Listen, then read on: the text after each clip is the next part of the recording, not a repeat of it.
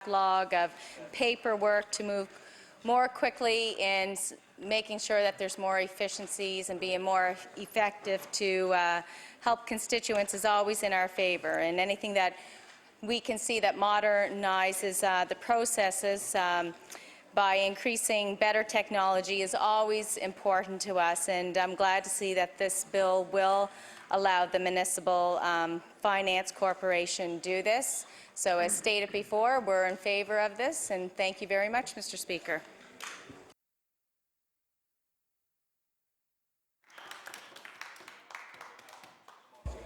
The Honourable Leader of the Official Opposition. Thank you, Mr. Speaker. You know, when we bring bills to the House, the amount of time that we spend on them is not always measured by how many pages they are, how many clauses they contain, how many words they are, how many definitions are in the first clause, and Mr. Speaker, how long the title is, even.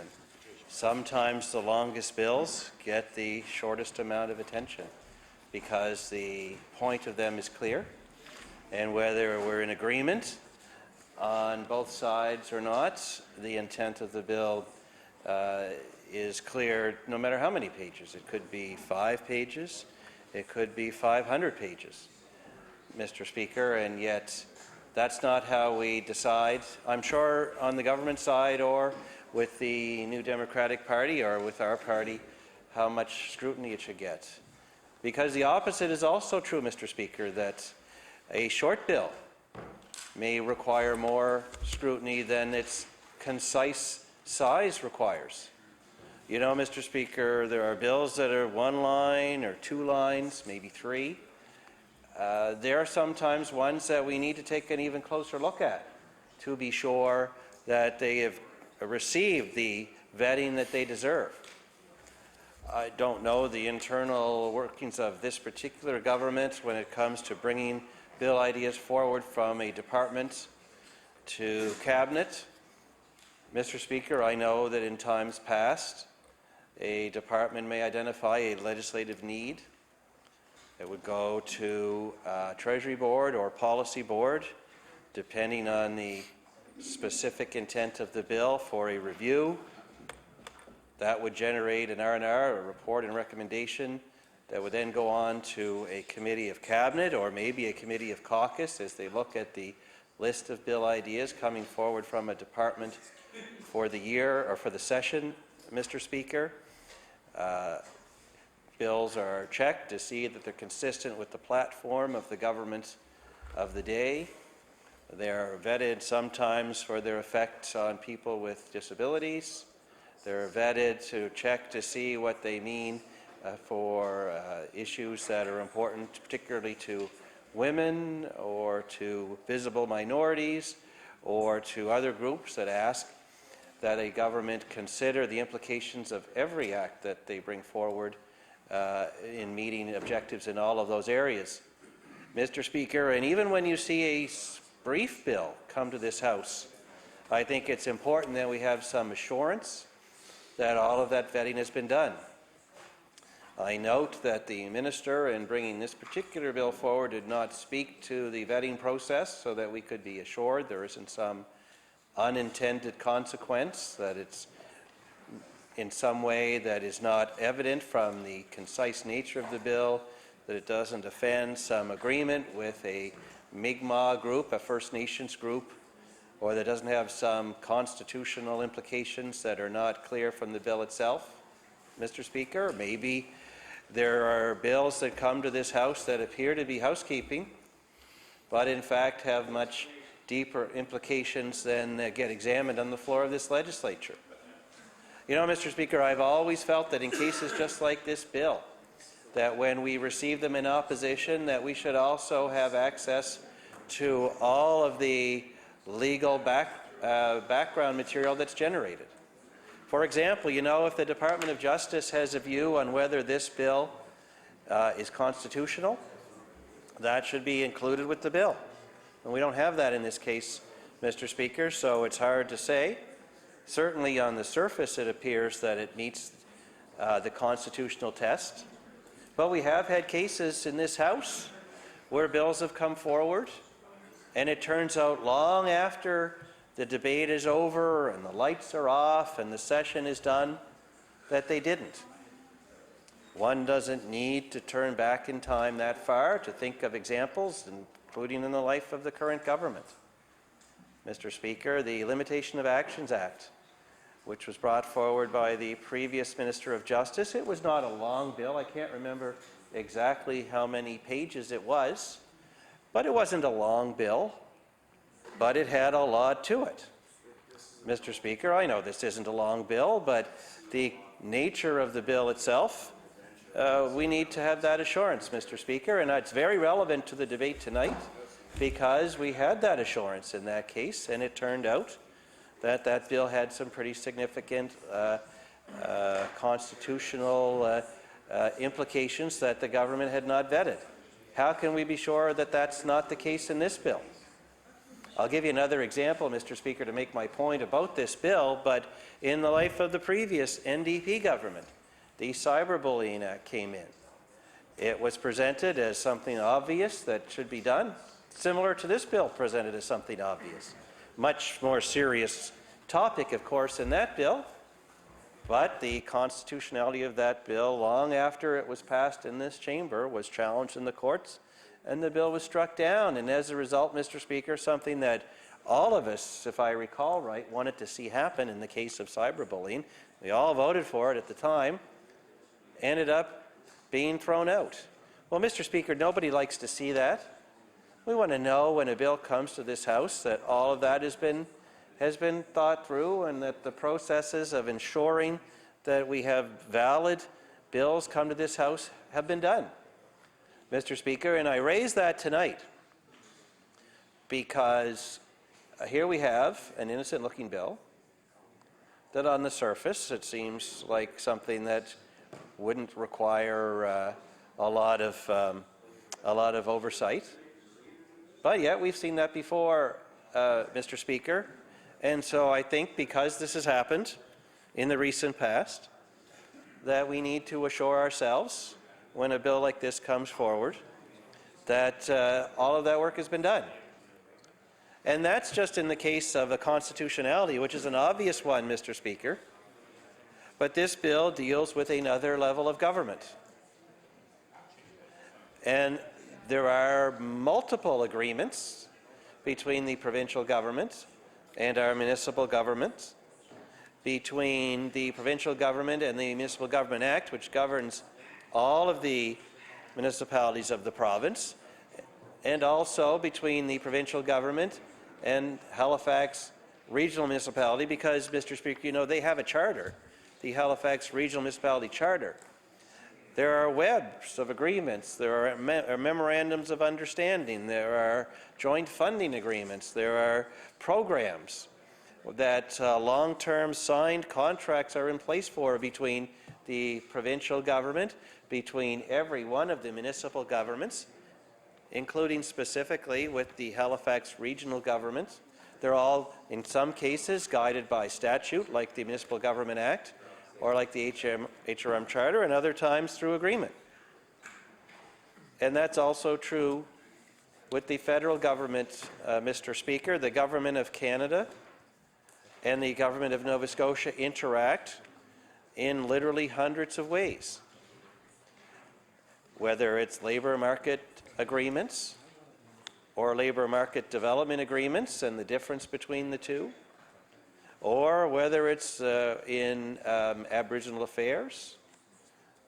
Mr. Speaker, the number of ways that the provincial government interacts with the Government of Canada. These are things that need to be examined no matter how wordy a bill is that comes to this House. You know, Mr. Speaker, there are literally hundreds of extra statutory agreements that exist between the Government of Canada and the province of Nova Scotia as well. And then there are private companies that the government is a signatory to agreements with. Mr. Speaker, whether it's the new ferry operator, as an example, we are all watching that with great interest tonight, of course.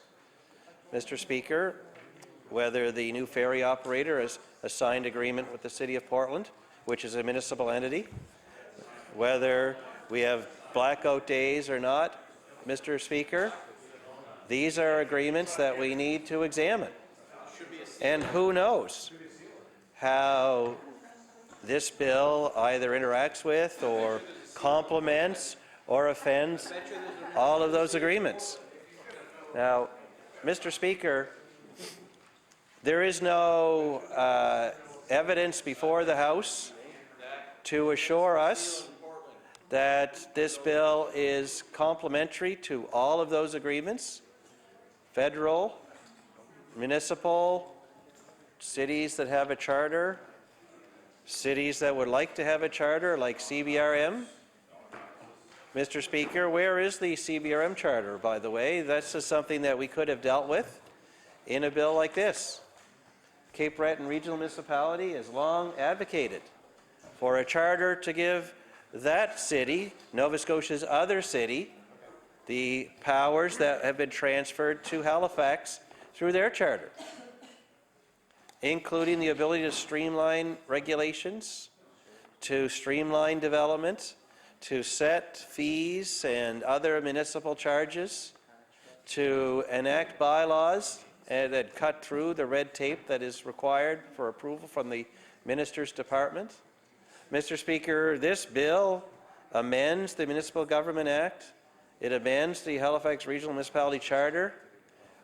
Both were open now for improvements, including providing for a charter for Cape Breton Regional Municipality like they have asked for.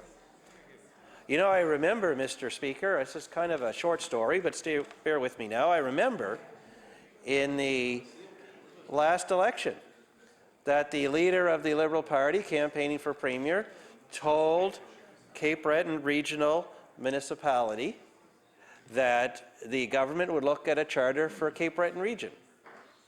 Well, where is it? Have any talks been held to make that happen? Or were those just words, Mr. Speaker? If talks were held, what was the result? Did Cape Breton Regional turn them down? Or did the government find the Cape Breton Regional officials to be unreasonable? Or do they have an agreement and yet have not brought it into this House to be enacted? Mr. Speaker, we don't know. None of that's provided with the bill. We get basically a one-page bill, but you know, it actually causes us to wonder, what are the implications of this? What analysis has been done in these areas? And of course, Mr. Speaker, I haven't even reached yet to the residents of the municipalities in question, to the businesses, the small businesses and large businesses that may be impacted. You know, we sit in this House and we say, well, it's just about a municipal seal. Well, maybe it is and maybe it isn't. You know, those seals, those municipal seals over the years, they had legal meaning, Mr. Speaker. They had real legal meaning. That a taxable company or a borrowing authority or a lending authority, they could actually rely on documents that had been affixed with this seal. So we're getting rid of the seal, but what is going to be put in its place to give people equal authority, equal confidence in these agreements? A stamp? Is a stamp really a step forward? You know, there was a time, Mr. Speaker, if we actually want to look at the history of seals, when they were actually done in wax. And it was not even that long ago, you know, where they would have a big seal. Some of them were actually pretty big, and they were done in wax. There may be people here with a legal background that can recall that time. That's another cut. You know, it actually reminds me of something else, Mr. Speaker, that's very relevant to this, and that is that last year was the 800th anniversary of the Magna Carta. The Magna Carta, of course, being one of the fundamental legal documents of our time. And you know, Mr. Speaker, the Magna Carta was brought into force by a wax seal. Leo was there. Wax seal.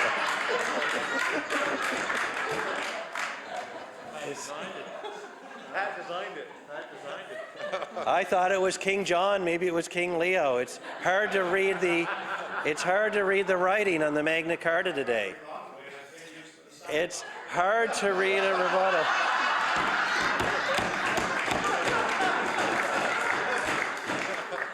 You see, Mr. Speaker, this is why this bill deserves more scrutiny than it's been getting, because of comments like that. Mr. Speaker, it's all fun and games to the government when they bring these bills forward. That's right.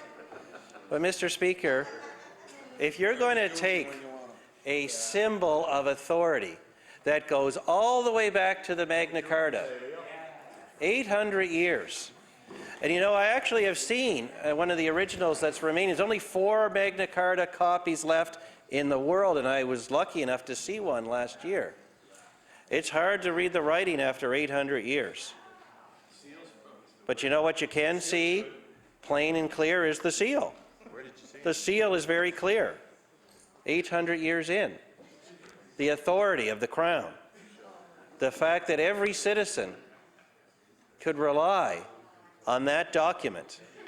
You know, some of our most fundamental rights today can be traced back to the Magna Carta and the seal that made it a legal document. Mr. Speaker. Now, here we have a one-page bill that will do away with all that. You know, Mr. Speaker, maybe that's a good idea, but it just leads to the question, what's in its place? Is it the good will or the good faith of the government as a signatory, Mr. Speaker? You know, we talk about debentures here in the notes to the bill. There are banks, there are investors, they lend money through the Municipal Finance Corporation and sometimes directly to our municipal governments. They're not doing that for the fun of it. They're not doing that just because. They need to know that those loans, those debentures, that they are secured by something. And when you're in government, often the security is the full faith and credit of the government itself. Well, how is that evidenced? It's evidenced by the seal. Mr. Speaker, it's fine to say, oh, we don't need that seal anymore, but people need to have confidence in their government. They need to have confidence in their municipal governments. They need to have confidence that when they borrow money, that it'll be paid back, and that in the meantime, the documents that are the basis of that loan are legally valid. Mr. Speaker, that's one of the many uses of that seal. Well, that's pretty important stuff. That's pretty important stuff, Mr. Speaker, and yet when this bill comes in, it is silent on all those things. Mr. Speaker, when you see an act of the legislature that claims to be an innocent piece of housekeeping, that is when in opposition you need to do your best to ensure that all of these things have been thought through by the government. And I know that the minister is anxious to pat himself on the back for having cut red tape, Mr. Speaker. But really, when the Ivany report said to take a look at red tape, at the regulatory burden, when political parties, and I know our party and the governing party, the Liberal Party, both have had a lot to say about cutting red tape, when we do those things, I mean, we have to ask, is this what we meant? Is this it? You know, Mr. Speaker, we talk about the importance of a seal, but you can flip that around. You can flip that around and then ask, well, so cutting red tape means getting rid of the seal. Is the paperwork burden going down? Are there going to be less documentation? Is there going to be fewer signatures? Is there going to be less approvals, level after level after level required to get anything done? No. Mr. Speaker. No, they're all the same. The red tape cutting is that the very last page doesn't need a seal. Well, good. How many months have gone by to get to that point? You know, how much time does it take to get anything done in this province? How much time does it take to get a building going in HRM? How much time does it take to get anything approved in any of the municipalities of the province? Because everything they do has to go to Halifax first. The simplest little bylaw passed by the Cumberland Regional Council still has to go to Halifax and sit on the minister's desk, waiting for someone to sign off. And that's the same in Colchester, and it's the same in Shelburne, and it's the same in Cape Breton, and it's the same in the town of Bridgewater, and it's the same in the town of Truro. And you know, Mr. Speaker, there's 51 remaining municipalities which we should go through, Mr. Speaker, because in every case, the regulatory burden, the paperwork burden, it is exactly the same after this bill goes through as it was before. And yet, I'm sure the press release is all ready to go about how they've cut red tape.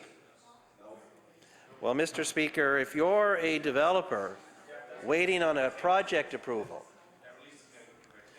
if you're a resident of one of our small towns looking to create some parkland, if you are out in Burnside or Bayers Lake and wondering why your tax burden is so high and why the Halifax Regional Municipality can't do anything about it because that power resides in the Department of Municipal Affairs, well, there is no red tape being cut here tonight, Mr. Speaker. Where, Mr. Speaker, is the public outcry about these seals? Mr. Speaker, I know that the government members, they're out there, I presume, talking to their constituents every day, whether they're a Halifax member or whether they're an outside member. How many people went up to a government member and say, you know what the real problem is? That red seal that you need at the end of that legal document. That's really getting in the way. Mr. Speaker, how many people brought that up? I know that every opposition member is out looking for ways to make things easier for people, looking for ways to cut through real red tape, Mr. Speaker, and I have lots of good ideas that I hear in my travels around, as I know other members do, about how we could really shorten up the approval process for good ideas, how we could really make life easier for people who are working with their government at any level. But not once did anyone say, you know, the problem is that official seal that has to be affixed at the end of a document. I wish they would cut that. Life would be so much easier, Mr. Speaker, and yet this is what the government comes forward with. You know what's funny, Mr. Speaker? When the NDP were in, I remember it very clearly, they brought in a clothesline bill, a bill that the legislature would regulate clotheslines, Mr. Speaker, clotheslines. I know we thought that was ridiculous. I believe, if I can paraphrase the Liberal Party position at the time, it was that really that's the biggest problem we have is clotheslines. And if we do have that problem, we should deal with it on the floor of the provincial legislature here in Halifax, as opposed to leaving that power to municipalities to deal with at the most local level of government. Mr. Speaker, I'm looking to the government side. I don't want to misrepresent their position on the burning issue of clotheslines, but I think that's what they said at the time. So now we have a new government in, well, a two-year-old government, 2 years and a bit, one that used to criticize the previous government for bringing bills to the House that don't really make life a lot better for people.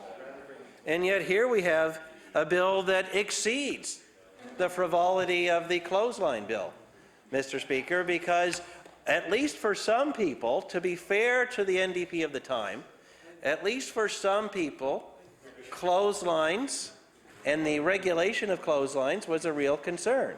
And you can see how that could be. Maybe you live in a congested area like Halifax. Maybe you you have your view obstructed by your neighbor's clothesline. Or maybe the clothes that they hang out Order, aren't as clean please. as they The should honourable leader of the official opposition has the floor. be. Thank you, Mr. Speaker. And I'm trying to make really good use of it here tonight too, Mr. Speaker, because this is something that I think Nova Scotians are going to be interested to hear. That a government that was so critical of the NDP for wanting to regulate clotheslines actually exceeded that very low standard for regulation by bringing in a bill that does nothing more than... Order, please. The honourable leader of the official opposition has the floor. Thank you, Mr. Speaker. I got to tell you, it's really hard when you're making a point when people are engaged in other things like that. So I appreciate that you stepping in like that. And you know what? Feel free to do that as time goes on, because it's important. It's important that we have order in this House. I mean, really, if we're going to get rid of the red seal, isn't that just one step on the way to disorder anyway, Mr. Speaker? Isn't that where we're headed? Where we can't even rely on an official seal anymore, Mr. Speaker? The government is making the case for me that this is hard to take seriously, Mr. Speaker. But I was making the point a moment ago that I'm sure that and I got away from this point, so I'm glad we have a chance to come back to it in our remaining time, Mr. Speaker, because I was making this point a moment ago, that the government probably has a press release ready to go saying they're cutting red tape. Except, Mr. Speaker, really, no red tape is being cut at all. Because for the man or woman on the street, Mr. Speaker, their measure of red tape is, does this get in the way of my ability to live my daily life? Does this get in the way of my ability to get things done? When I interact with my government at any level, how long does it take to make something happen? Or, Mr. Speaker, which is actually more commonly the case, how long does it take to get even an answer, a yes or a no? How many people have come into our constituency offices, Mr. Speaker, saying, look, I just want an answer so I can move on with my life? Whether it's a tax bill or a zoning variance or an issue with the healthcare system, Mr. Speaker, I could go on and on with the many ways that people look for their government to give them an answer to a question they have or a problem that they have. And they wait months and months. Workers' compensation, how many workers' compensation cases go for literally years unresolved, Mr. Speaker? How many layers of government does it take to get a yes or a no to some of these questions? How often has someone been told, well, that's on the minister's desk, and then months go by? Mr. Speaker, these are very common occurrences in my constituency office in Spring Hill and in Parsbro, and I'm certain there are common occurrences in the constituency offices of members on both sides of the House. But now I'll be able to tell them, well, the Liberal government has an answer. They're going to get rid of the seal. So, Mr. Speaker, you can guess how many citizens will be comforted by that answer. You know, Mr. Speaker, when people want red tape cut, what does that really mean? Well, to me, it means that they see things happening faster around them. It means they get answers to their questions of the government in a speedy fashion. It means when they have a good project or a good idea that it gets a quick resolution. Mr. Speaker, the seal is the smallest part of all of that. Mr. Speaker, it's the smallest. It has great meaning, But in terms of the time that it takes, or the amount of red tape that is saved by getting rid of it, it's irrelevant, Mr. Speaker. It's irrelevant to the daily lives of Nova Scotians. And yet, the press release is ready to go. You know, I've hired a lot of expensive public relations help on the government side in the last few months. I can't even count the number of people with six-figure salaries that are doing public relations work. Maybe they'll have a way of showing the people of Nova Scotia how removing the municipal seal will make their lives better. I don't know, Mr. Speaker. That's a pretty hard sell, I would think. With all the issues that people face, all the problems that they have dealing with government at the municipal level or at any level. You know, there is a provincial seal. I think the Attorney General actually is the keeper of the provincial seal. And it's a pretty big, heavy seal. Why is that not on the table for debate, Mr. Speaker? If getting rid of the seal is such a great idea, why isn't the government applying that same principle to their own seal? I'm willing to bet. The government's glad, or a member of the government's glad I mentioned it. Well, I'm glad they're glad. Because if we're going to strike the seal from the municipal documents, it leads to the obvious question, do we need the provincial seal? Mr. Speaker, and yet nothing that came in support of this bill addresses that. Maybe that's what all that $100,000 a year plus PR help is for. Maybe we're going to see another bill to get rid of the provincial seal. Maybe it will be another bill of one page like this one, Mr. Speaker. And they'll have claimed to cut red tape twice. But whose lives really made better by that, Mr. Speaker? You know, the new Yarmouth Ferry contract, the $100 million plus, the boondoggle that it is, maybe it would be better if it had a seal on it. Or maybe it wouldn't, I don't know. Would Nova Scotians feel better that their government got hosed by a private operator if at least the official document had a seal on it? I don't know. I know this. Bay ferries would make us pay for the seal too, Mr. Speaker, like they made them pay for everything else. You know, maybe there'll be blackout days for using the seal. Bay ferries won't let us use that seal for 9 days in the season, Mr. Speaker. And they'll probably say that we have to get the seal fixed down in the States as opposed to here, and that only Americans are allowed to use the seal. That's the kind of deal that this government would make if they were actually in direct control of the municipal seal. They would seal their fate, I'll tell you that, Mr. Speaker, because we can't afford any more deals like that. Now, would that deal, that $100 million plus Yarmouth Ferry deal, Order, please. I would like to respectfully request the member to adjourn debate given the lateness of the hour. The Honourable Leader of the Official Opposition. Mr. Speaker, I just want to know how much time I have left for tomorrow before I do 26 minutes. Well, then, with that, I move we adjourn debate. Is it agreed? It is agreed. With that, we'll adjourn debate. We'll move on to the Honourable Deputy Government House Leader. Thank you very much, Mr. Speaker. I move that the House do now rise to meet again tomorrow between the hours of 1 p.m. and 10 p.m. At that time, we'll call government business. Committee of the Whole House on Supply, Committee of the Whole House on Bills, Bills 149, 154, 158, 160, 161, 162, 165, and 168.